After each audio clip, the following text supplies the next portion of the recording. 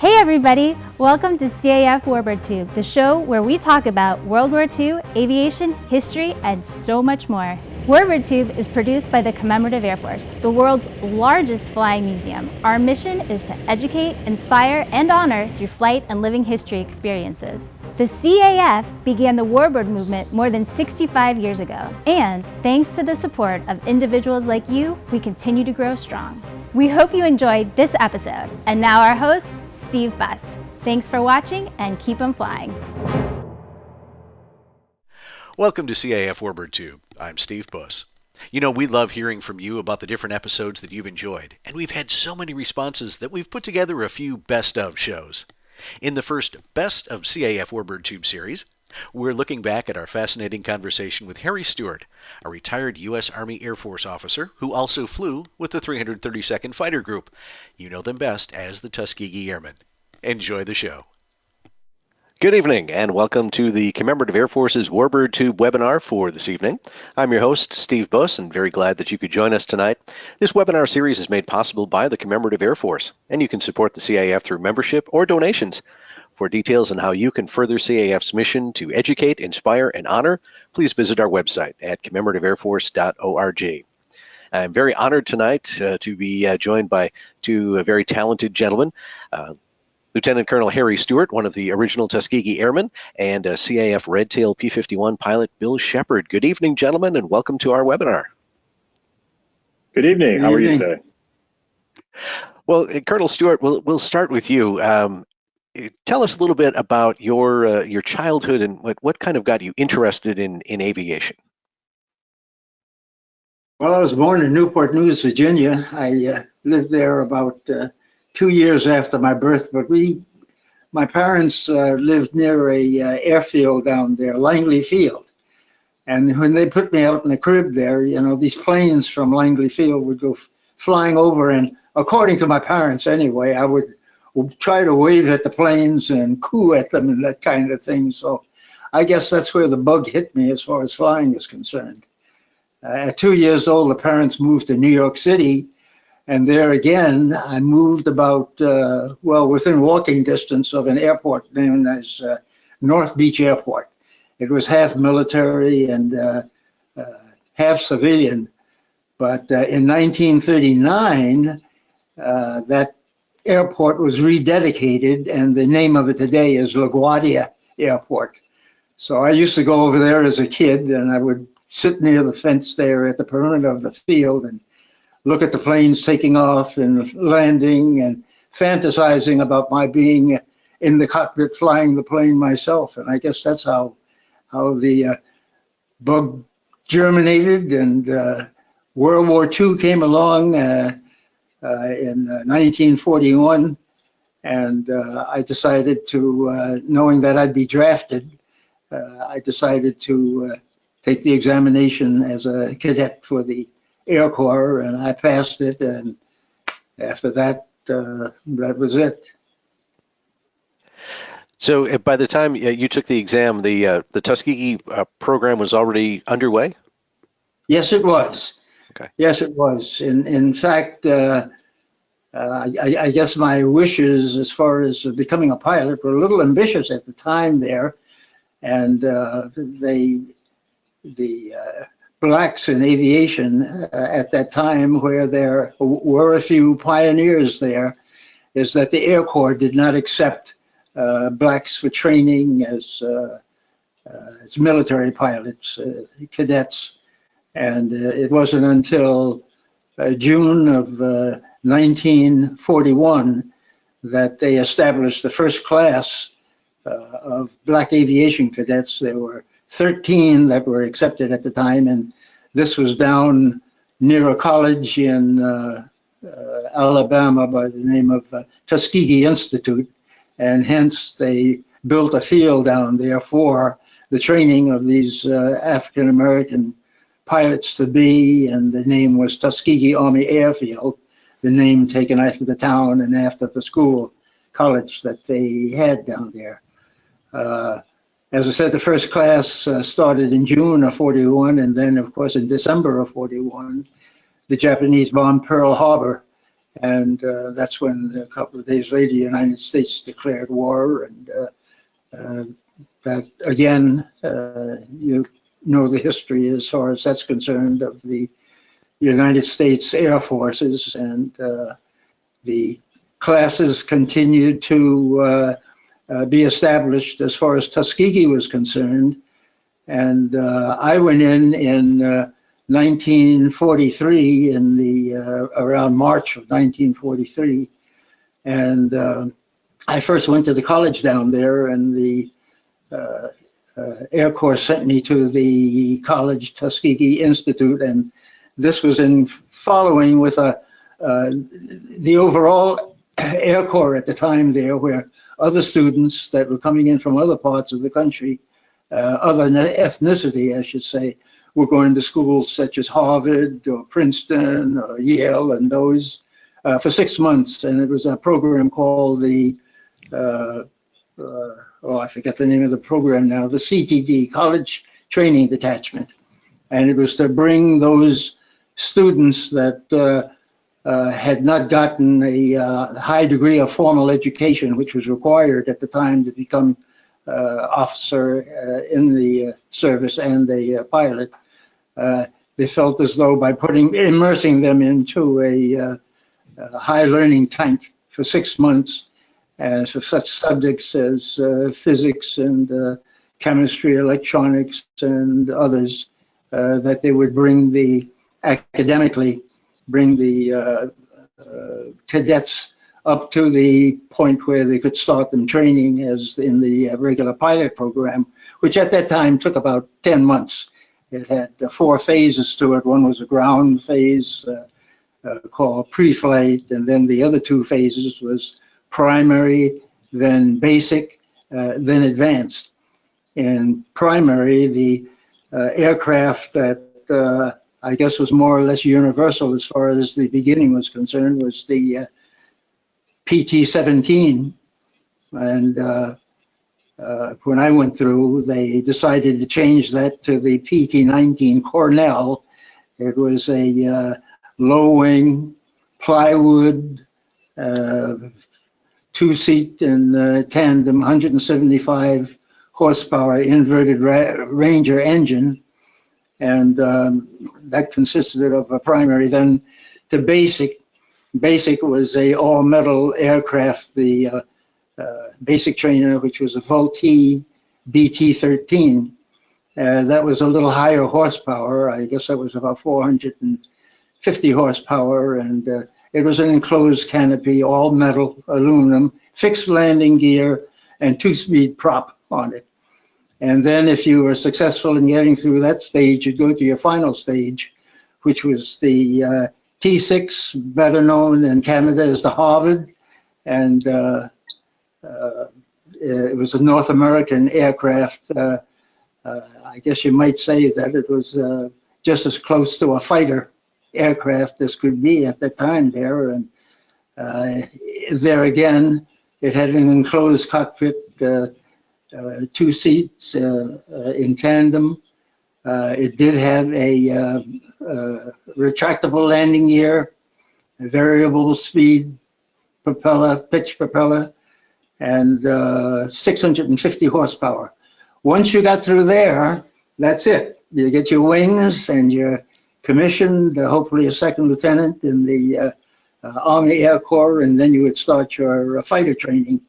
In my case, it was the P-40 Warhawk, and that's the one that had like the tiger shark painting on the front of the nose there. And I got, at first, 10 hours just orientation in the P-40 Warhawk, which I did solo at the time there. And there was no choice as far as soloing is concerned, because it was just a single seat aircraft. And when you get in there, there's nobody to show you how to do it or to demonstrate it while you're in there. You have to go ahead and lean on your previous learning and the manuals as far as describing characteristics, flight characteristics of the aircraft. And from there on, it's yours. And I had 10 hours in that. And then actually for wartime fighter training, I was transferred to Walterboro, South Carolina, where I flew the P-47 Thunderbolt and the C and D models. There I got 80 hours in the P-47, very, very fine aircraft. And once I finished there, they deemed I was ready to go overseas, and I went over as a replacement pilot for the 332nd Fighter Group, which was the all-black fighter group that was in the 15th Air Force in Italy at the time there, and bomber escort and flying P-51s. And over there, I flew the 51B and the 51C and the 51D. I had flown all three of those aircraft there, and I did fly 43 missions, which were high altitude bomber escort missions, and in between there, interspersed there, were a couple of missions that were photo reconnaissance that I was flying as escort for the photo reconnaissance planes, and those planes were the I'm trying to think of the British plane, the twin engine, very, very fast plywood aircraft. What was that? The Mosquito? Any of you? Mosquito? The Mosquito, that's Yep. Thank you.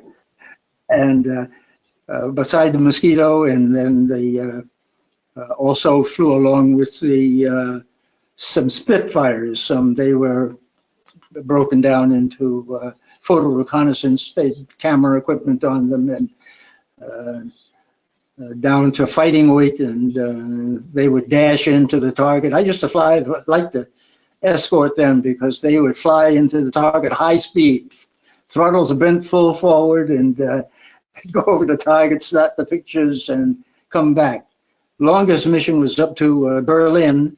I didn't quite make Berlin. I got as far as Dresden, but that was a pretty long trip, especially as far as bomber escort is concerned, because it was about a 6.5 hour trip for me in a fighter, and anybody who's flown a fighter or a single engine like that knows 6.5 hours up there is pretty grueling, especially at high altitude. But anyway, I got as far as Dresden, and it wasn't too long after that the war was over, and I headed back home. After getting back home, the 332nd Fighter Group was reactivated in the States. Their home base became Lockbourne Air Force Base in Columbus, Ohio, which is now Rickenbacker Air Force Base. And there I was flying a very, very sweet aircraft called the P-47N. They only made 1,500 of them, and they were specifically designed for the Far East, for the eventual invasion of Japan. It was a very, very comfortable plane, and in fact, so comfortable that they had a built-in autopilot, and that's a fighter with an autopilot. And then they had cushions on the seats and armrests that you could pull down. And actually, if you didn't watch yourself, you could fall asleep, and the plane flying itself. I wanted to say fall asleep and flying itself because it had an automatic pilot, believe it or not. Automatic pilot. It was about a 2,500 horsepower Pratt and Whitney engine on it. Firepower was tremendous. 8 50 caliber machine guns, and I guess with full armament, I guess it must have weighed about 15,000, maybe more than that, pounds there. Fast aircraft. It was just about as fast as the P-51. The only thing, it just didn't have the turning capabilities of the 51 there. The 51 is a very high rate of roll on it. The P-47N did not have a very high rate of roll, but other than that, with that 25 horsepower engine, it was really, really fast. Hamilton Standard prop on it, and that aircraft actually was the aircraft I was flying in, and I was fortunate enough to be chosen towards the end of my career to be a participant in the first post-war fighter gunnery meet that the Air Force had at the time. I think they had something like 12 squadrons throughout the continental United States. And the Hoyt Vandenberg, who was the commanding general of the Air Force at the time, decided he'd like to resurrect the games that the fighters squadrons used to play before the war, before World War II. And that would be to display their weapons, actually shoot at these targets and go through similar maneuvers for a period of 10 days. And the winners would be given a trophy and declared as winners there. In our case, or in all cases with the United States Air Force, they chose 3 participants, 3 from each fighter group, to compete. And they decided that the space that we compete in would be in the environs of Las Vegas, Nevada. It was about 40 miles out in the desert around Frenchman Flats, and it was the competition consisted of aerial gunnery at 20,000 feet, aerial gunnery at 10,000 feet, dive bombing, skip bombing, strafing, and rocketry. Because the F-86s that were competing at the time there, the jets there and the F-84s, they were not equipped at that time to handle rockets. So they decided to split the 12 groups up into a group of, declare the winners in the jet class, which was 7 of them, 7 of the groups there, and 5 of the groups in the piston class, which I was in at the time there.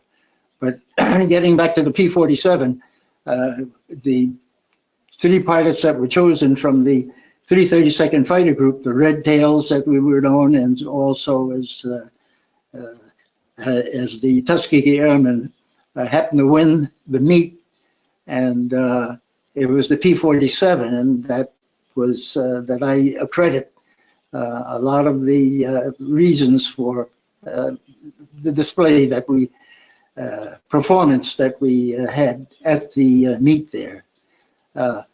People ask me oftentimes now, well, what plane did you like best, and I'd say, well, there were 2 of them. There was the P-47N, I have to classify it as N, and the P-51. And I said the reason being is that as far as high altitude bomber escort missions and that type of thing, I take the P-51. But however, for strafing and for close support work on the ground there, I would take the P-47. It was, I'll tell you, today it's comparable to the A-10, which is a formidable ground support aircraft there. But that's what I would compare it to as far as an upgrade to today's aircraft. That was about it.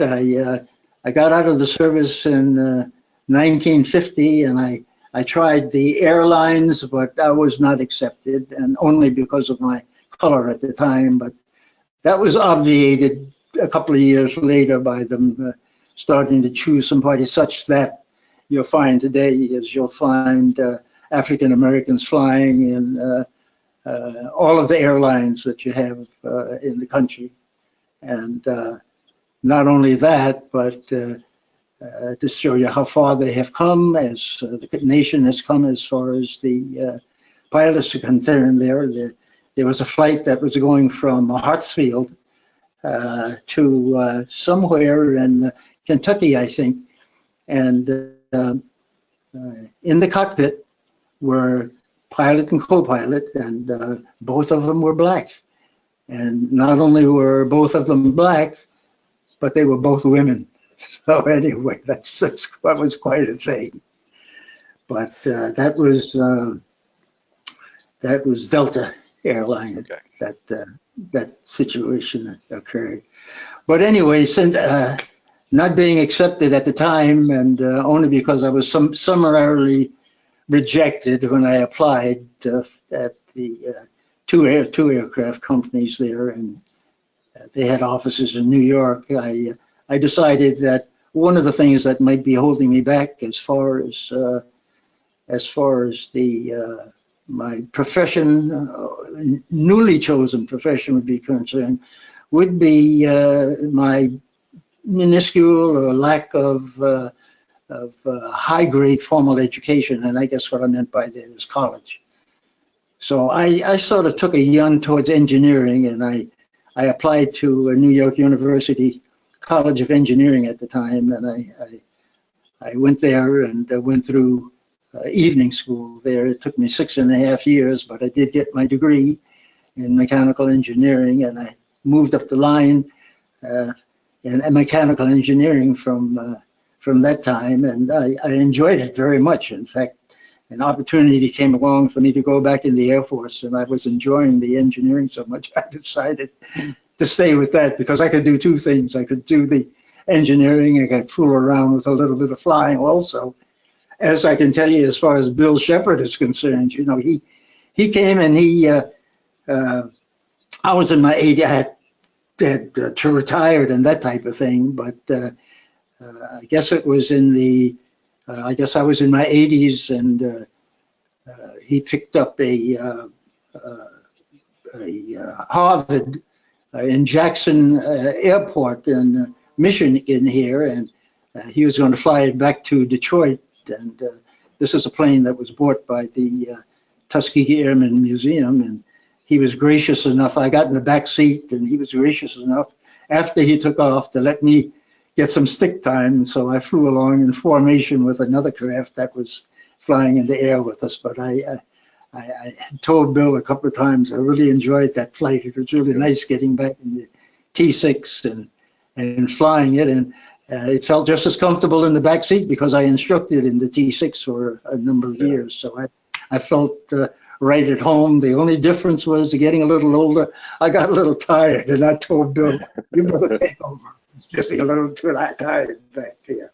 But it was a lot of fun. And then what had happened, just prior to that time there, is that the museum, the Tuskegee Airmen Museum, was given 4 aircraft from the Colorado Springs, the Air Force there. They had some aircraft, they were motor gliders, and that they used for orientation for their cadets that they had out there. And these planes were getting, well, they weren't state of the art, and the Air Force wanted state of the art, so they decided to give these motor gliders away. I think they had 13 of them, and they gave them to various museums and colleges and that type of thing. But anyway, the Tuskegee Airmen Museum in Detroit got 4 of these aircraft. But the only thing about it is the guys brought the planes in there and they left, and there was nobody to fly them at the time. Nobody knew how to fly them. So I decided at 82 that I'd go and get my commercial pilot's license in gliders. So that's what I did. Wow. And I really enjoyed that because I used to take the neighborhood kids up and fly them around. And I did have that hat on, you know, for the, what's the organization? The Young Eagles program. Young Eagles, yes, it was a Young Eagles program. And used to fly the neighborhood kids around, and I got just as much of a kick out of that as I think the kids did. And then, of course, about 88 years old, I felt as though I was just about had it as far as my physical alacrity was concerned there. So I sort of gave up the flying, not so, I gave up the solo flying. I still had the privilege of going up with guys like Bill and some of the other guys, and actually went up in their CAF 51. I've been in that, I guess, about 3 or 4 times, and I've got some stick time in it and just enjoyed myself like mad, you know. So right now I'm sitting back. Well, you've got a book there that has the story in it about some of my exploits, and also history of the Tuskegee Airmen and that sort of thing. And up until last March, or March a year ago, I was out on a book signing tour going throughout the country. And then the COVID came along, and I've been confined ever since. I've bunkered down in my house here and out on the garden there, and that's it. So let me just say it's a pleasure sitting here talking to you guys and seeing Bill again. And anyway, that's it. Well, I think there's more to the story that we'll explore in just a moment. Bill, just want to bring you in, and we heard Lieutenant Colonel Stewart talk about the training that he went through. Primary, basic, advanced, but the training for you in the modern civilian world to get into the cockpit of a P-51 kind of follows the same sort of pattern, doesn't it? Yeah, I got my pilot license young when I was 16 years old in Dallas, Texas, Arlington actually. I went the traditional route where kids go through the civilian training, a Cessna pilot training school, and work my way up through different aircraft in that regard. And then I went and finished school here in Canada, where I currently am right now, and got my Canadian pilot license and continued on flying in different aircraft at that point in time. But to kind of fast forward the clock, I had been through all the paces and commercial and night flying and all the things, instrument flying, what have you. But I came in contact with the Canadian Warbird Aircraft Association that flies the Canadian Warbirds, or the NAT-6, as the U.S. would call the variant, NAT-6. So being part of the Canadian Warbird Association, I was able to come and accomplish Warbird pilot and a formation pilot and be part of the group up here and do many, many air shows.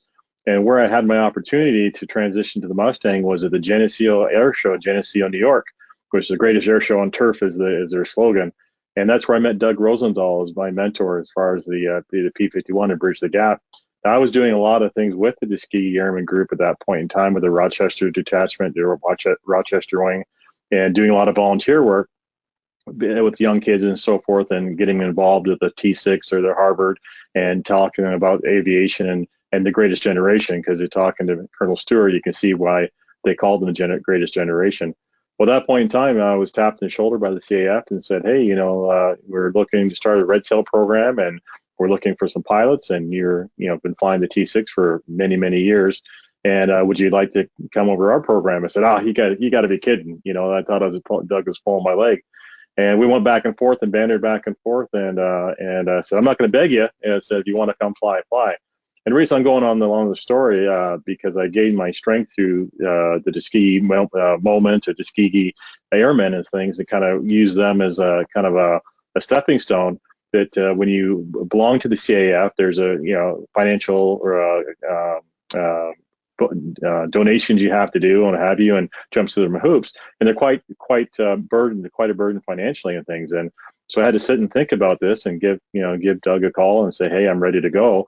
And I had to meet those obligations. Well, like anybody else who has a bucket of money sitting around, that kind of thing. And I literally had to go on a fundraising campaign and wash airplanes and wash cars and things, and had some sponsors, and was able to meet those obligations and start my training on the P-51 Mustang. And I was able to train in the Mustang. We actually did the training in Michigan, where we were able to solo the plane at that point in time, and that was history. And I've been able to fly the Mustang for about it's over 10 years now, I guess, flying the Red Tail Squadron from coast to coast to coast. So it's been a great opportunity, and met a lot of great airmen and a lot of great stories. And it's not just what they did during the war; it's what they've done after the war. These gentlemen, were leaders, doctors, lawyers, engineers, teachers, and that's a part two of the great story of these definitely leaders of the community. So it's been an honor to be able to share the story with the airmen. And you bring up a great point, not only the accomplishments during the war, but what so many of the airmen did in helping continue to build our society and help make things and do things that we enjoy today. And it's just every one of the airmen that I've met, they just have fascinating stories, not only during the war, as I said, but also post-war. And like Lieutenant Colonel Stewart, thank you for flying Young Eagles and inspiring a new generation as well. I mean, that's a very important thing. But also the Red Tail program itself, Bill, that has been an ongoing program from the CAF that really also reaches out to young people. Well, not only young people, but some of us who are a little older, but using the story of the Red Tails to inspire. And ask people to think about it and reach for their dreams. You know, it's a great opportunity. It's a great story that the Red Tail Squadron is doing to help support the story of the Tuskegee Airmen, to aim high and believe in themselves, to use your brain, never quit and expect to win. The principles the airmen should live by. And the Rise Above tour is going all across the country, the U.S. and Canada, spreading that to over 500,000 kids have gone through the exhibit, a live exhibit talking about the aircraft and the airmen and what they've done and their contribution before, during, and after the war.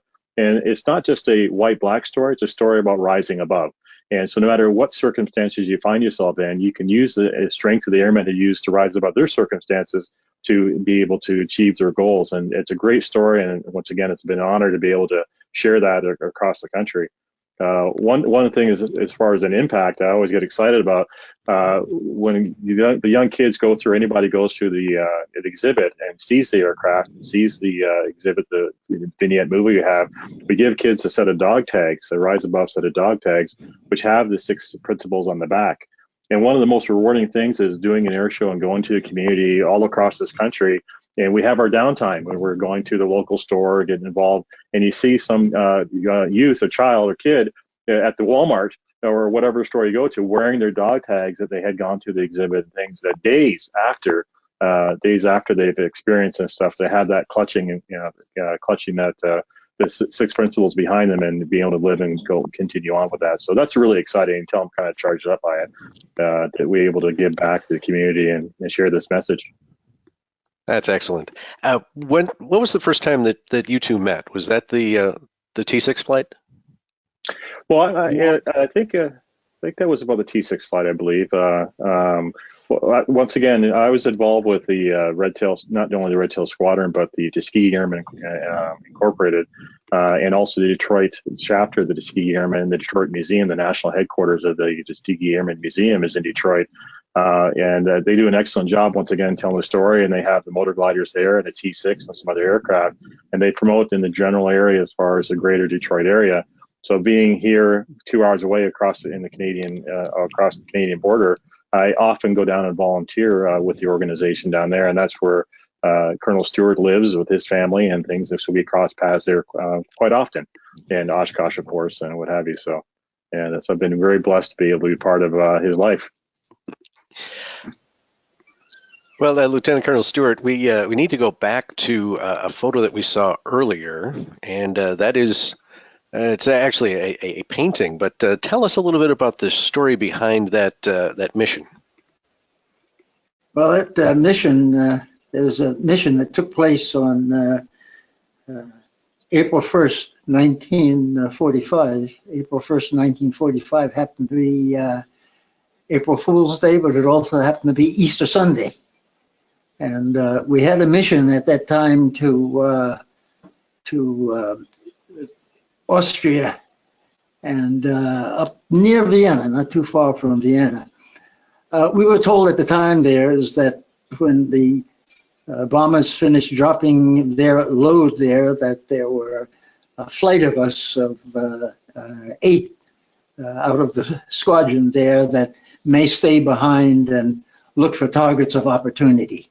And targets of opportunity means interdicting any type of targets that would diminish the warfare, create a problem as far as the enemy was concerned. And that would be shooting up barges on the Danube, shooting up railroad cars, other rolling stock, and of course, engaging enemy aircraft, and namely other enemy fighters there.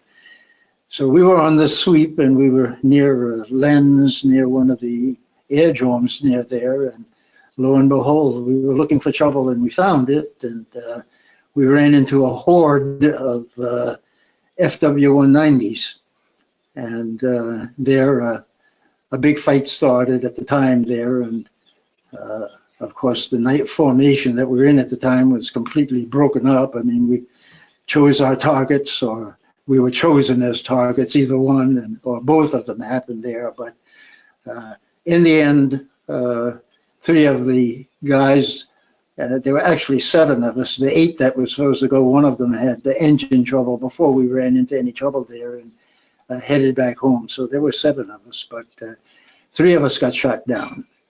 And the luckiest one, I guess I call him the luckiest one, he limped home, but got as far as the island of Viz out in the Adriatic. It was one of the Yugoslavian islands there, but it was captured by the friendly forces, and they used it as a way station for planes that might be in trouble. So he got home okay. The second guy was from Boston, Massachusetts, and he was shot down, and he was evidently killed instantly.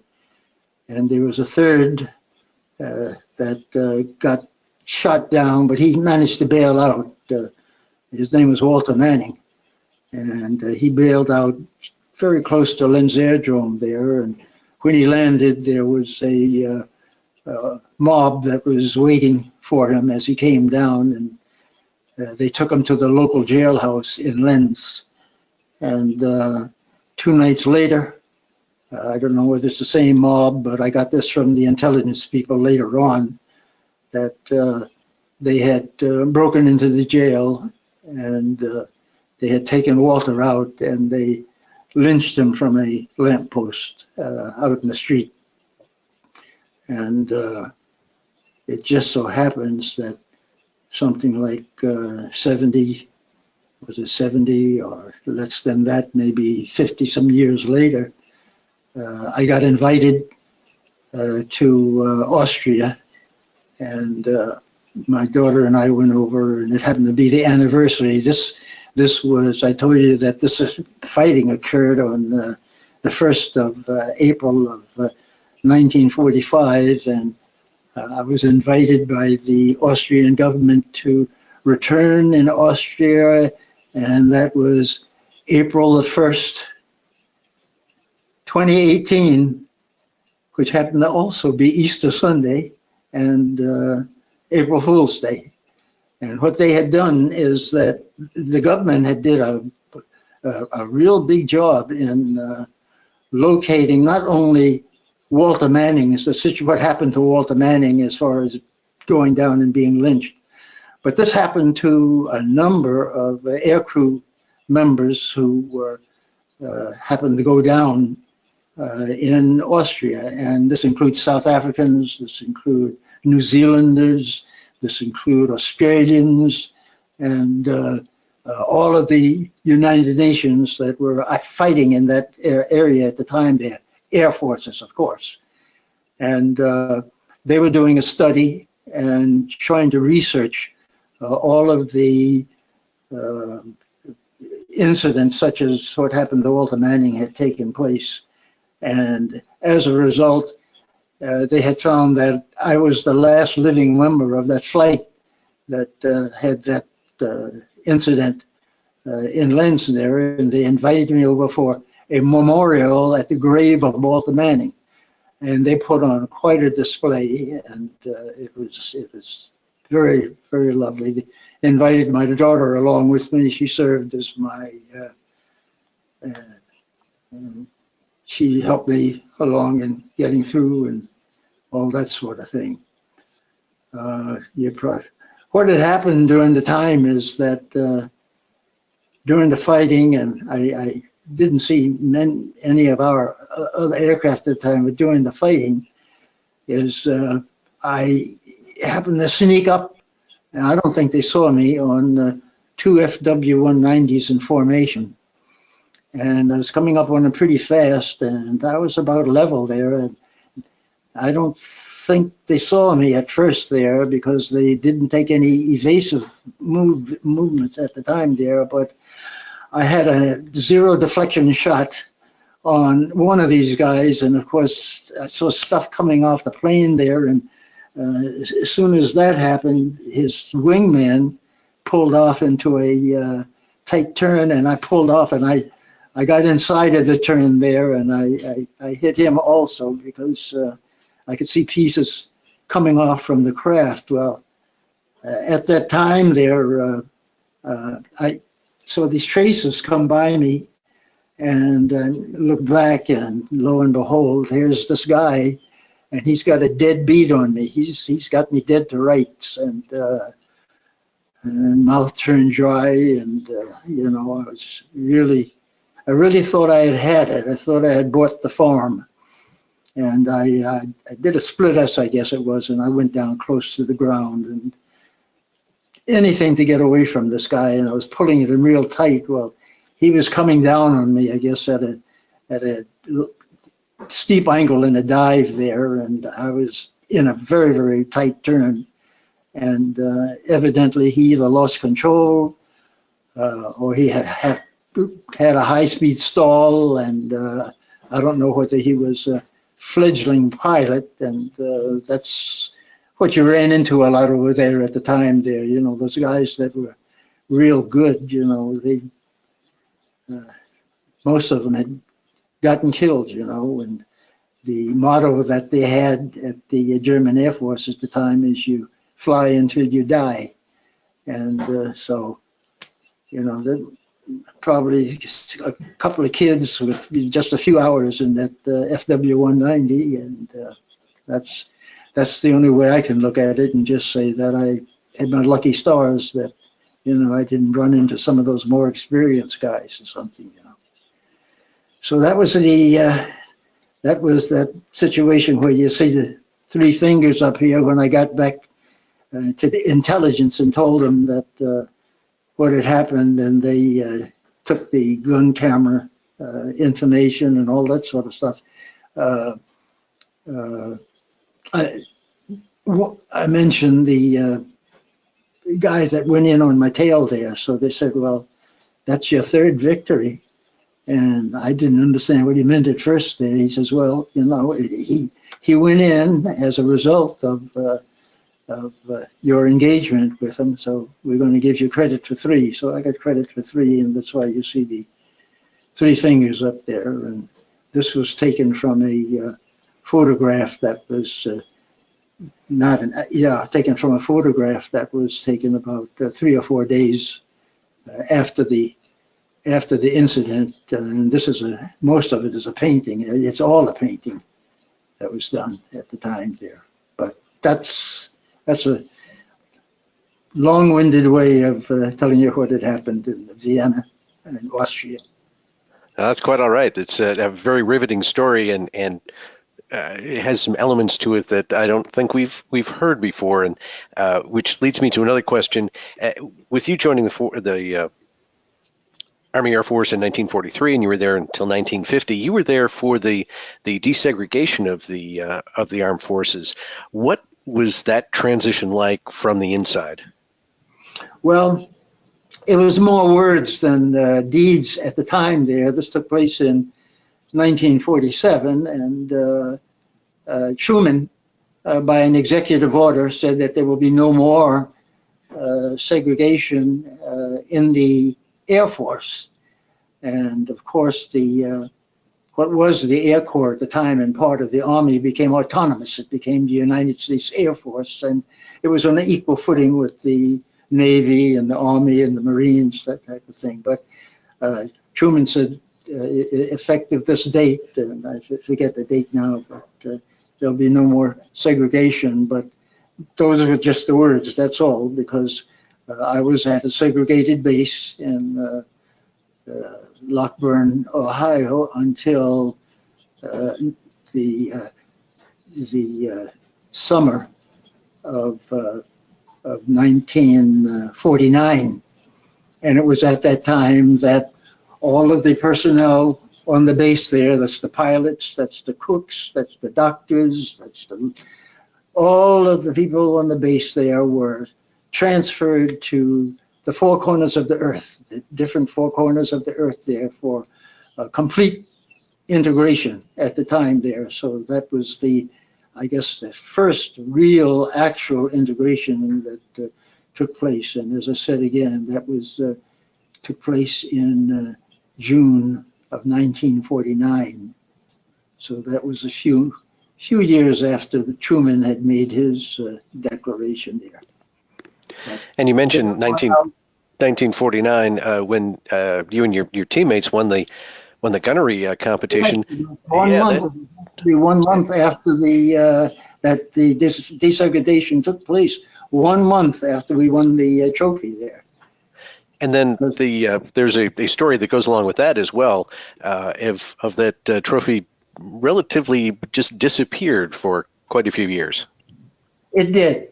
It was in the commanding general's headquarters up in his office, I was told, for about a year, and then it disappeared. Where it went, I don't know. We go fast forward to 19 or 2008, I guess it is, and a young lady by the name of Zelly Orr made it her business to research this whole thing and find out what happened to that trophy. And she was able to locate it at a warehouse at Wright-Patterson Field, Ohio. And it was in a box there, and she brought it to the attention of the Air Force at the time there, and they resurrected the target, and now it's sitting into the big Air Force Museum at Wright-Patterson Field in perpetuity. It's I happened to be coming through there about a year and a half ago, and happened to go through part of the museum that they have there, and there it was sitting in there. So any of you that go through Wright-Patterson Field can go ahead and see the trophy and some of the artifacts around there and some of the other tributes to the Tuskegee Airmen. After the war was over, you received the Distinguished Flying Cross and also the Air Medal with 6 oak leaf clusters, but Yes. you also received a Presidential Gold Medal several years after that from President Bush at the time. Well, yes, and that was awarded to the okay, that was awarded to the Tuskegee Airmen en masse. It was also, the 332nd Fighter Group for the period of I don't know the time that they formed, that had the first black cadets go into the Air Force, and until I guess 1949, where they were disbanded. But yes, and you can see Nancy Pelosi, and you can see President up there. And, there's Charles McGee, and I think that's me down in front there. But anyway, it was nice meeting the president, and it was a nice honor. But it was an honor given to the Tuskegee Airmen en masse. All right. And then we talked about the book a little bit, but what was the kind of the impetus behind sitting down with Philip Handelman and writing a book? Well, Handelman is a pretty well-known aviation historian and writer, and he had written a couple of books before this, and he writes a number of articles for some of the aviation periodicals, but he lives right maybe about 30 miles north of me here. And we made an early acquaintance, and he has what he calls a sky ranch. He has a 169-acre plot that he bought, and he laid it out, and he had a ranch, beautiful ranch built on it, and also the ranch has a hangar next to it, and he has 2 aircraft. He has a Harvard, and I forget the other aircraft that he has there, but I met him when I had moved to the Detroit area, and he was a part of the Tuskegee Airmen organization. And after we got acquainted, he says, "Why don't you come on up and fly with me sometime?" Which I did. And then after I got my commercial license with the glider, I would fly up there, and he'd get in the glider, and we'd fly around a bit, or I'd get in the Harvard with him, and we'd fly around. Not the Harvard, I'm talking about the PT-17. And we would fly around quite a bit in that. And one day, he's on the staff, some staff out at the Selfridge Field out here. And one day he picked me up to take me on over to this meeting they were going to have there. And he says, "Harry," he says, "if you don't mind," he says, "I'd like to write a book about you." I said, "Well, be my guest." And that's what he did. He's a prolific writer. He's very good, and I gave him carte blanche with my with the house here, with all of the archives I had and everything else, and he put it all together, and he put the book together, and it turned out the book turned out pretty well. And as I said, he does a good job. And the nice thing about the book, you know, it's a little bit of my biography in there, but it's a lot about the beginnings of blacks in the Air Force at the time, and a lot about the Tuskegee Airmen, and even a lot of technical things about some of the aircraft that were flying during wartime there, such as the Harvard and the BT-13 and the Cornell. And he's got a beautiful, world-renowned archival and historical place as far as aircraft books are concerned and that type of thing. So I like to, I wish I could mention his name and honor him enough, because it's not because he wrote about me, but the job that he did, and his knowledge and his love for aircraft, and the especially military aircraft. And so that's Philip Handleman. Awesome. And for both of you, you've been involved with the Tuskegee Museum in the Detroit area. Can you, Bill, can you just elaborate a little bit more about what's involved, or the kinds of displays or things they have there at the museum? Mainly the museum in Detroit is a flying museum. There's two components. There's the Tuskegee Airman chapter, which has the museum in Old Fort Wayne, which has just moved to, I believe, Colonel Stewart, to the Ford Center as well, yes, for their static displays. And they have correct, yeah. And then they have an operational museum at the Coleman Young Airport. So they're doing their best to tell the story. And I think there's a lot of people that have their hat in the ring as far as telling the story of the Tuskegee Airmen. So we're kind of honored to be in that circle of people. For the Commemorative Air Force, as an example, you know, it started back with Don Hines. Well, I'll back up a little bit more. If you know, not familiar with the Commemorative Air Force, the really exciting part about it is, you know, it goes coast to coast to coast. They're in 25 states. They have 78 different units, and the Commemorative Air Force Red Tail Squadron is just one of those 78 units. They're focusing on the Tuskegee Airmen story.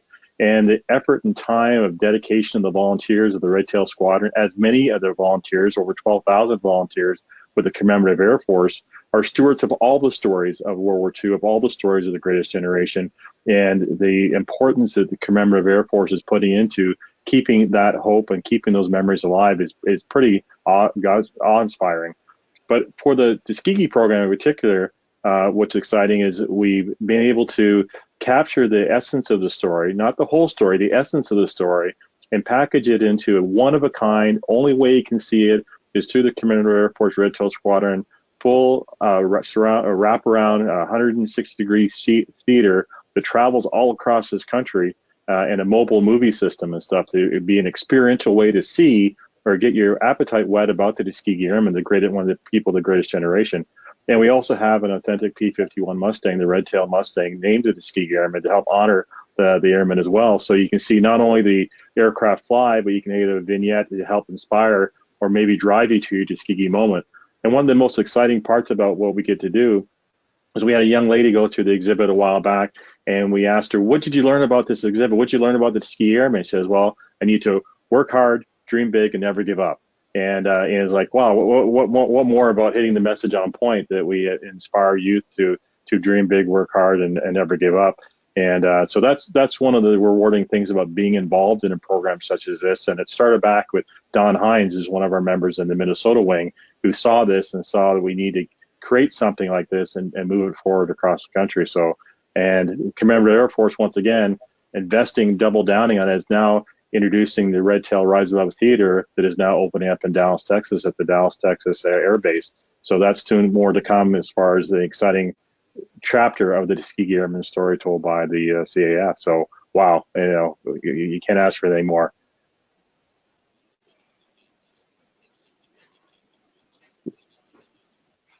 We lost you there, Steve.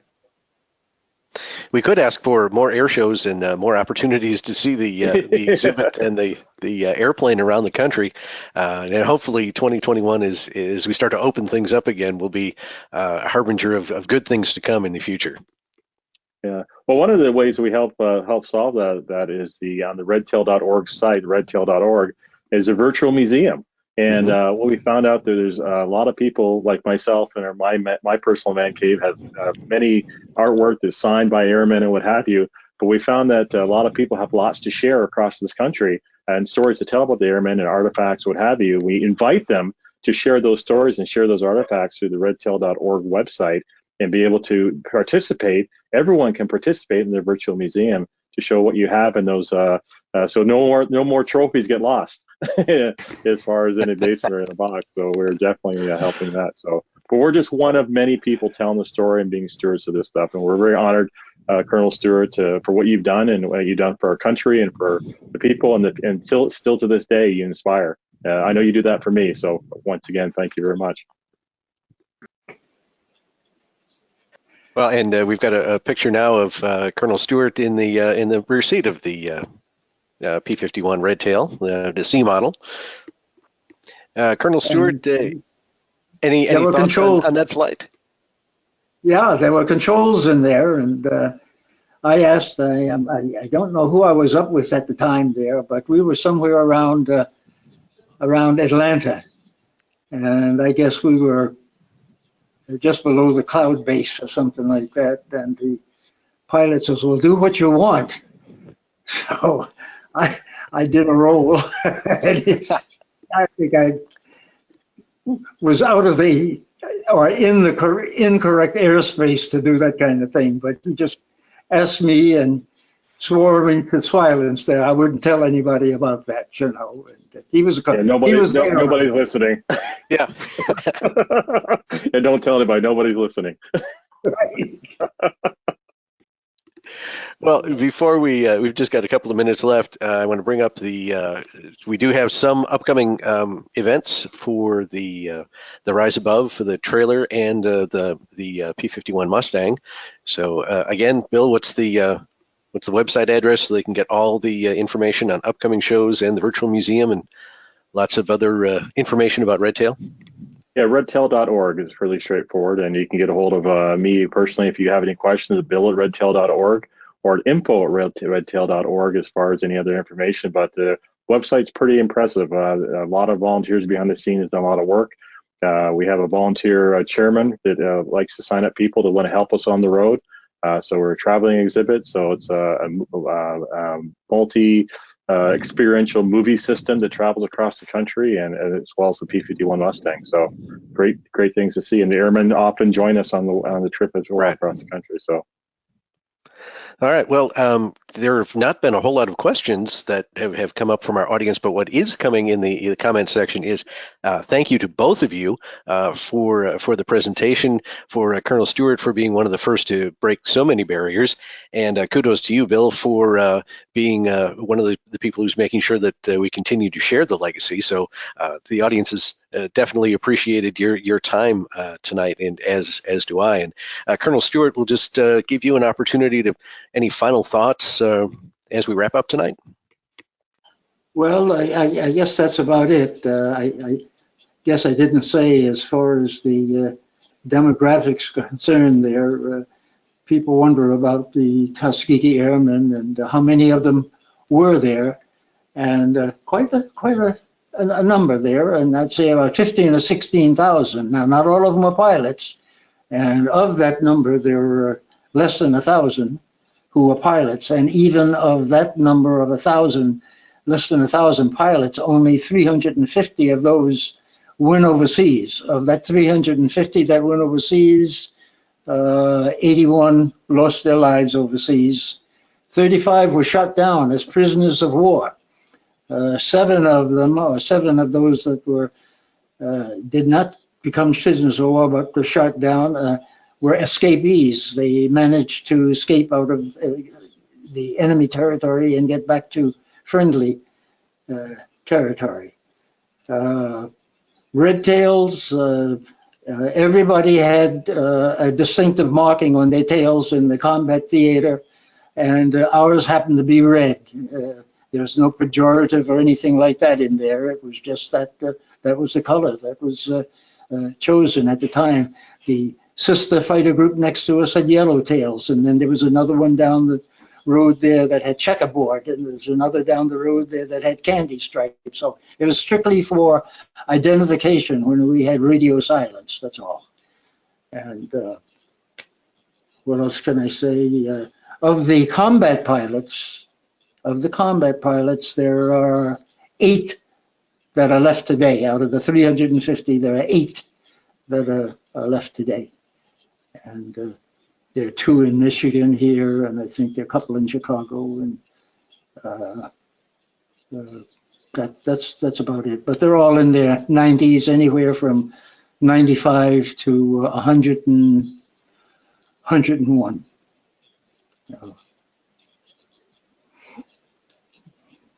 All right. Well, with that, sir, we are going to salute you and your fellow airmen for all that you've done for all of us, not only, as we said earlier, during the war, but in the post-war era to help make this country what it is. And we hope, Bill and Colonel Stewart, we're going to see you at some air shows later on this year and in the years to come, and continue to share the story of the Tuskegee Airmen with future generations. Thank you both for joining us this evening. Thank you for having us. God bless. Right. And thank you to the audience for joining us for this Warbird Tube webinar. If you have any suggestions for future topics or guests that you think would be of interest, please drop Leah Block a note at media@cafhq.org. We'll be back next Wednesday night, 7 o'clock Central Time. Until then, thank you again to our guests, Bill Shepard and Lieutenant Colonel Harry Stewart. And for the Commemorative Air Force, I'm Steve Buss. Have a great night. Thank you. Bye. Thanks for watching this special Best Of episode of CAF Warbird Tube. Be sure and catch CAF Warbird Tube on Wednesday evenings. And you can also watch past episodes on YouTube. Just go to youtube.com/CAF Media TV. I'm Steve Buss. Thank you for watching, and I'll see you next time right here on CAF Warbird Tube.